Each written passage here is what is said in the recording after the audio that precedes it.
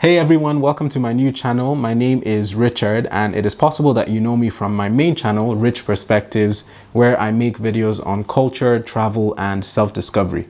As a lover of culture, I love exploring the traditions, stories, and artistry that different cultures have to offer. And over the past 5 or 6 years, I've taken a major interest in Pakistani dramas. Very random, I know. But I really do like them, and I would say I have probably watched more dramas than the average Pakistani person, and that's not even a joke. So I've gotten to understand a lot about Pakistani culture and the themes that are common, evolving, or even controversial. Also, I'm Nigerian, so a lot of elements of Pakistani culture and a lot of the topics that these shows highlight are actually quite relatable to my own native culture. But honestly, I really do feel like Pakistan makes some very good dramas which are underrated, and I haven't really seen too many reviews, at least on YouTube, of these shows. So this channel is my fun little project where I will be reviewing and discussing Pakistani dramas. Obviously, these are my opinions. You may agree or disagree. That's totally cool. Feel free to discuss in the comment section. That always makes things more interesting. But just remember to be respectful. Okay, so to start things off on this channel, in today's video, we will be looking at Jaan Nisar episode 1. This show came out, I think, like less than 2 months ago, so it's still very new and the episodes are still airing, which is why I thought it would be a good one to start with. The show stars Hiba Bukhari and Danish Timur as the main characters, and I don't think I've ever watched either of those two, so it'll be interesting to see how they are in this show. But Jaan Nisar, the title, translated basically means to be devoted or to sacrifice one's life, obviously foreshadowing the road that this show is going to travel on.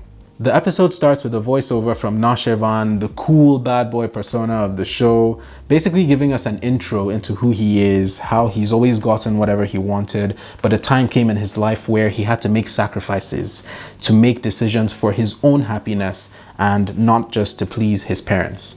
And I think this is a very common theme that I've picked up in a lot of these shows. They're usually the kids who have parents that literally give them whatever they want. It's usually the guys. But these kids get everything from their parents. Like, they lack nothing. And because of that, the expectation is that they will fulfill their parents' desires. And what I've noticed is that this always is the case, especially when it comes to time for marriage. These kids are always expected to marry who their parents have said they should marry. And I think that's just a cultural thing. It's a common thing, but even more so when there's that added layer of expectation, because the parents are like, we fulfilled everything for you, so it's only natural that, you know, you would do what we're asking you to do anyway. But I just feel like something along those lines of marriage and like maybe Naushirvan wanting something else, I feel like something like that is going to happen down the line. Now, this monologue from Naushirvan is obviously foreshadowing what's going to happen in the show, what sacrifices he's going to make. We are then introduced to Dua, the main character, the protagonist of the show, and her sisters and her mom, Femida, and her dad, Aslam, who is immediately upset. Like, we get an intro into this guy and how he's terrorizing everybody in the house. He barges in because he's hearing music and he doesn't want music in his house. He doesn't want dancing in his house. So right off the bat, you already know that this is a very traditional household and you know that they've been raised with a very tight fist. But immediately in this scene, we already know that Dua is a very strong-willed character. She doesn't like to be told what to do, and you can tell that she gets into trouble a lot because of that rebellious spirit. Because when she was listening to music, her mom tried to stop her, her sisters tried to stop her, and she refused, as if she didn't know what kind of house she was raised in, as if she didn't think there was a possibility she could get into trouble. And of course she did. But when her dad confronts her, she says that she sold magazines to buy the radio, and he immediately blamed her mom for not punishing her and not raising his daughters right. And I think this is another interesting theme that you notice in a lot of these traditional, like very traditional households. A lot of men with this mindset of, oh, the kids is the mom's job to raise the kids well. Any shortcomings in the kids is the mother that didn't raise the kids right. Obviously quite outdated, but the show is bringing this back just to show that these things do happen and they are issues in society. But this man, Aslam Saab, oh my goodness, this guy is like a beast of a man, man. Like, he is just, you just know they don't have peace in this house because of every day he's always complaining about something, you just know. But again, just to illustrate that outdated mindset, he also says that Dua's education is ruining her and he bans her from going to university. They beg him to forgive her and he reluctantly agrees, but he says that it shouldn't happen again or else he's going to bury them alive and he will commit suicide. I mean, if you're going to do that over just music in your house, I mean, it seems quite drastic to me, but I understand there are people who do think like this. Then we have a scene with Nashavan and his convoy being blocked by another guy, Dilawar, who I'm guessing Dilawar is like another one of Nashavan's rivals. You know, they're almost like vigilantes kind of, because they have a whole convoy and it seems like they have a lot of influence in the town and they can do whatever they want. But this seems like two rival groups basically confronting one another. And we have like a standoff between both of them where one is like, oh, if you do this, then I'm going to shoot. And he's like, oh, if you shoot from here, then I'm going to shoot from my side. And then, you know, it's like a whole showdown. Not much really happened in that scene, but I think that's just to show us that Nashavan really does have like an enemy or a rival who could potentially hurt him down the line. And of course, here in this scene, we're introduced to Nashavan's right-hand man, Jafar, who is willing to die for Nashavan, is willing to go to hell and back for this man. He loves him a lot, and we're introduced to that aspect of loyalty here. Now, a few scenes after this, we see Dua's older sister, Firza, basically telling her like, look, come on, stop doing these things. You know the decisions you make, these rebellious acts are going to get you into trouble. And you know that mom is going to be blamed for this, but you do it anyway. Why did you buy the radio in the first place? Why are you playing it so loud, dancing to it, when you know these are things that we are banned from doing in this house? And Dua's response is just like, so what's the big deal? Like, it's just music. It's just, at least we need to have some life in this house. And I think that duality, no pun intended, is very interesting because clearly, as I mentioned before, Dua is a very rebellious and adventurous spirit, and she clearly feels that in her house she is subdued. And you can see it, like everybody in the house just follows the dad's orders. Nobody wants to step out of line.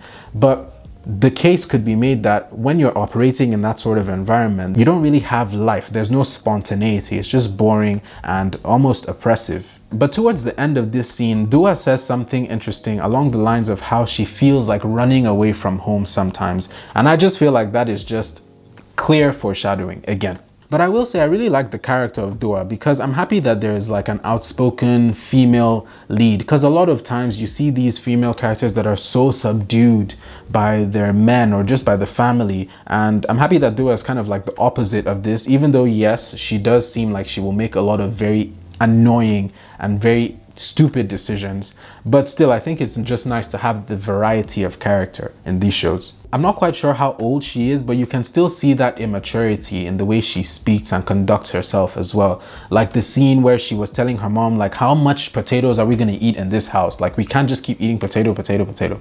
And you know, things like that, like not necessarily recognizing the sacrifice of her mom or even her dad to just like be able to provide food, you know, like Dua just wants something more high class and she doesn't really think about how she's saying these things. As far as she's concerned, this is just what I want. Why can't we have this? So you can clearly see that immaturity there as well. Dua has dreams of being wealthy, like literally she dreams about living a more exciting and lavish lifestyle. But she really stresses her mom out badly because of these desires that she has, and it affects her attitude as well in the house.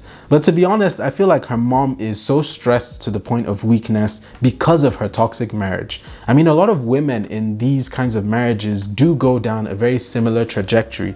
So I think that's just what the show is trying to highlight. Like her mom can't really make too many decisions. She's very weak and just like, you know, I don't know. It's a character that can really offend or annoy a lot of people. But I think there's a reason why they're showing that the mom has those traits. But hopefully nothing bad happens to her down the line where she loses her mind or anything like that. Because honestly, Aslam Saab is just a handful.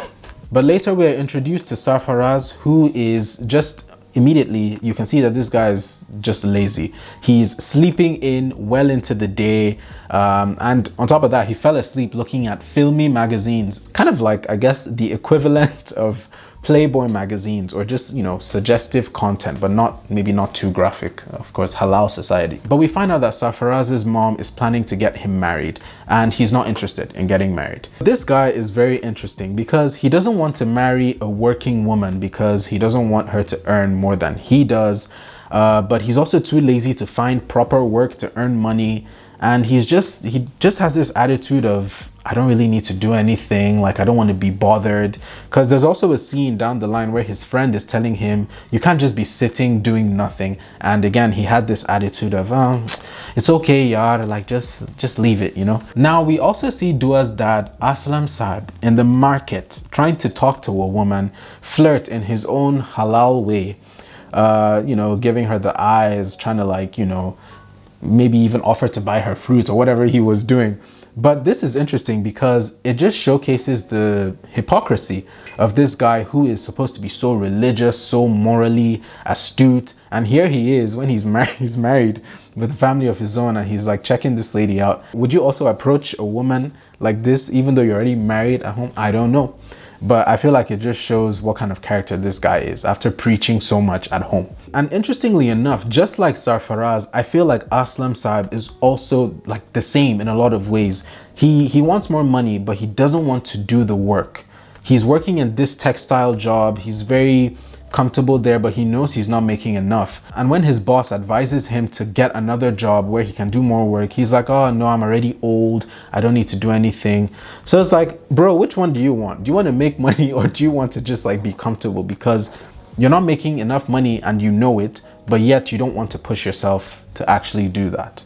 Later in the episode, we see that Naushivan's brother was killed by someone. We don't know who, but I feel like Dilawar has something to do with it, which is why they showed us that scene at the beginning. I don't know, we'll see what happens, but that's just my own little theory. But you can clearly see that this death has affected Naushivan in a lot of ways, and I feel like maybe we will get to know more about that as the show progresses. Now, towards the end of the show, we get a very interesting scene highlighting Dua's rebellious spirit. This time she's on public transport and she removes her scarf. And there are these two men in the back saying, oh my goodness, how can she do that when she sees men in the bus? And then we also have these two women basically saying, we have to keep eyes on our daughter because of girls like her. And obviously this is to show just the kinds of attitudes and opinions people have, which are quite outdated and not necessarily fair, because you can't just judge a character because of something like that. But I do understand there are a lot of cultural nuances to that. But to me, it's just interesting how this simple act of just uncovering her scarf automatically shines light on the fact that she's a loose girl, badly behaved, no morals. And obviously I don't think that's fair. But clearly you can see that Dua does not care what anybody thinks. She's just going to do what she wants to do. And honestly, I respect it. So that is all for episode 1. A good start to the show, I would say. As the show progresses, there'll be a lot more talking points to draw from. But yeah, this was a good intro to the show, and I hope you guys liked the video. Please make sure you leave your comments in the comment section so we can discuss. And I will see you in the next one.